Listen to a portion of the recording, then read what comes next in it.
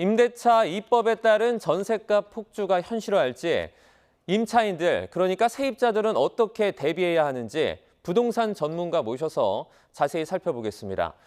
권대중 서강대 일반대학원 부동산학과 교수 연결돼 있습니다. 교수님 안녕하세요. 네, 안녕하세요. 네, 서울 아파트 전셋값 상승 시기에 지금 임대차 2법 만기 물량이 나오면서 전세 가격 상승을 우려하는 목소리가 커지고 있습니다.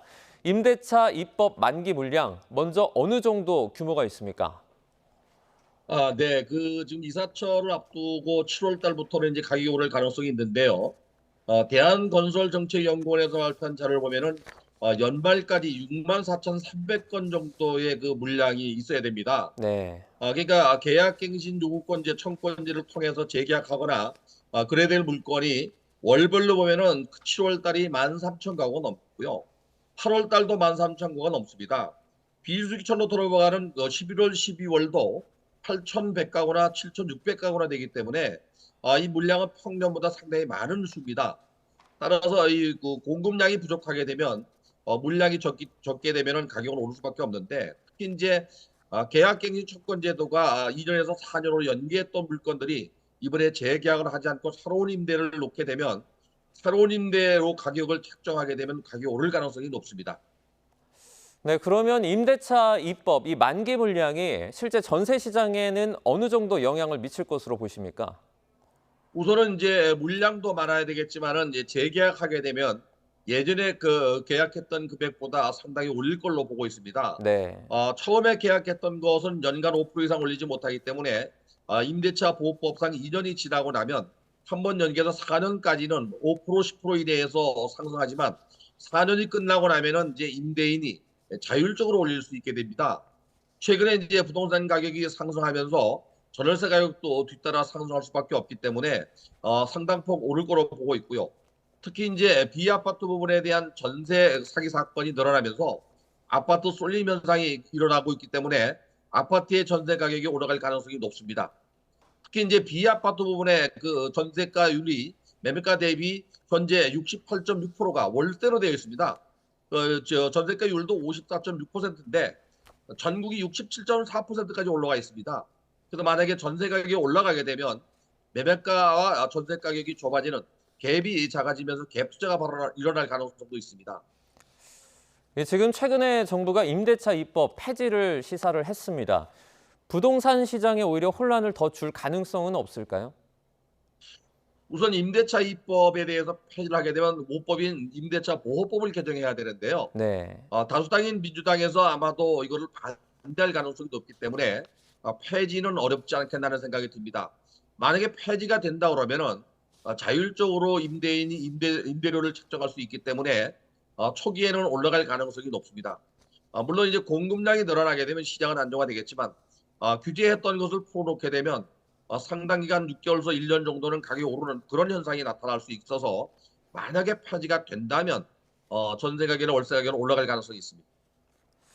올해 들어서 이제 전세 가격이 오름세를 계속 이어가고 있습니다. 이유는 어떤 게 있습니까?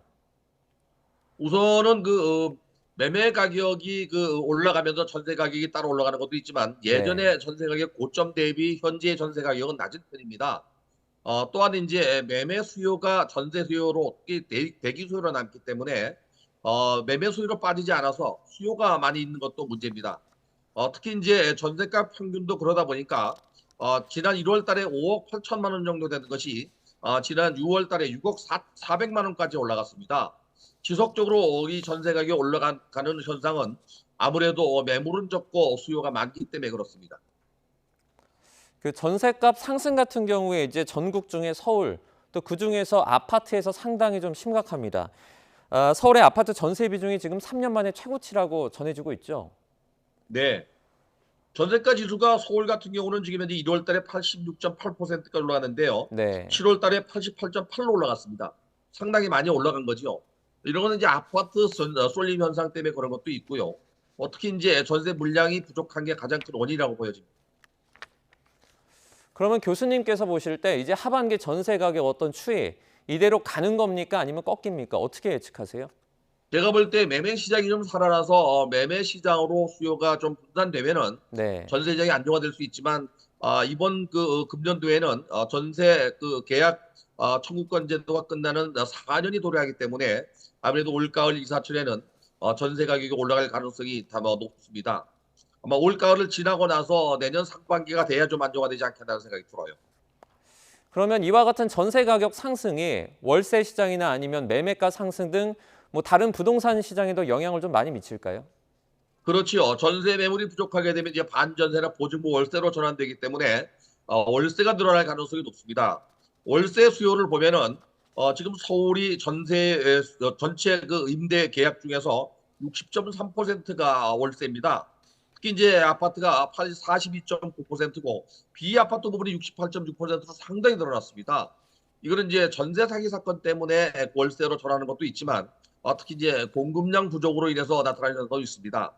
향후에 아마도 이 물량이 부족하거나 전세 가격이 너무 올라가게 되면 세입자 입장에서의 1, 2억 정도 상승하는 것을 감당하지 못하면 결국에 보증부 월세로 전환되는 그런 상황도 많이 늘어날 가능성이 있습니다.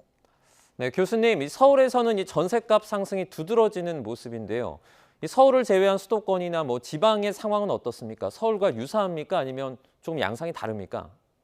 아무래도 이제 서울이 올라가게 되면 그 파급 효과는 수도권의 주요 지역으로 옮길 가능성이 높습니다. 예를 들면은 뭐 서울과 가까운 부천이나 성남이나 수원, 더 나아가서 인천까지도 올라갈 가능성이 있는데요. 부동산 시장이 아직은 서울과 수도권 지역에서만 살아났지 지방은 살아나지 않은 상태이기 때문에 지방은 여전히 아직도 크게 상승하는 추세는 아닙니다. 이 서울의 가격이 올라가면 그 파급 효과가 수도권 지방까지 연결되는 데 좀 시간이 걸릴 거라고 보여집니다. 올가을 전세 시장은 서울이 주도를 해서 수도권까지 파급될 가능성이 높습니다. 네, 이제 전세난 특히 서울은 정말 심각합니다. 아파트는 더 심각하고요. 부작용이 좀 적은 그런 정책 발굴도 기대를 해보겠습니다. 여기까지 듣겠습니다. 권대중 서강대 부동산학과 교수와 함께했습니다. 교수님 고맙습니다. 네, 감사합니다.